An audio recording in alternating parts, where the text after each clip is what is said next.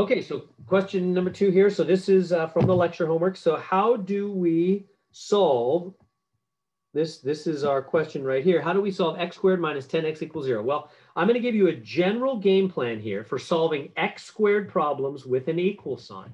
How do we do it? Step number 1, you get a 0. Well, we've already got it. They've already got a 0. In a minute, we're going to do something that don't have the 0, and we'll have to do that. So step number 2,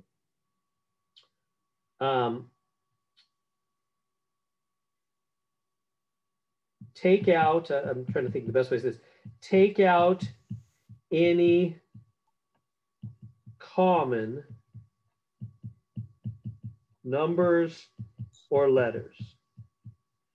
Any common numbers or letters. What I mean is, as you look at these two right here, do they have anything in common?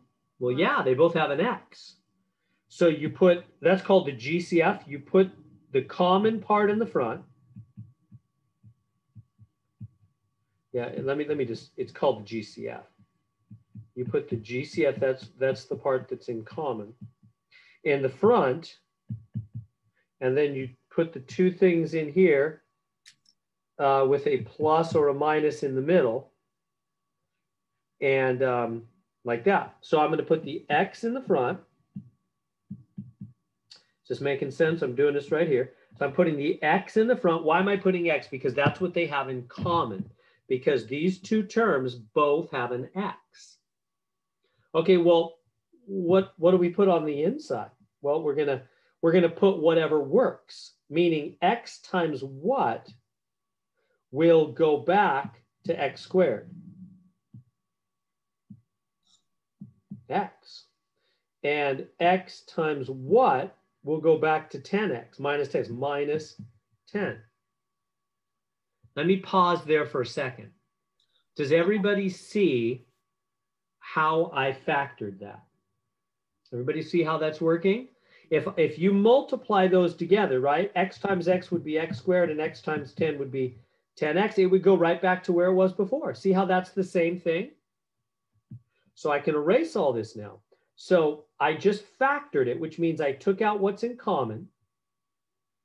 If we were to multiply, it would go right back and be the same thing it is up there, wouldn't it? See how it's exactly the same? Okay, so that's step number 2. So step number 3, set each part equal to 0 and solve. So I set the X alone. That's one part equal to 0. And I set the X minus 10 equals 0. Put an or in the middle. So you set each part separately equal to 0. Are we good there so far? Now, why? Remember, I talked about that last time. Did you understand the logic there? It's because these two things right here are multiplying and equaling 0.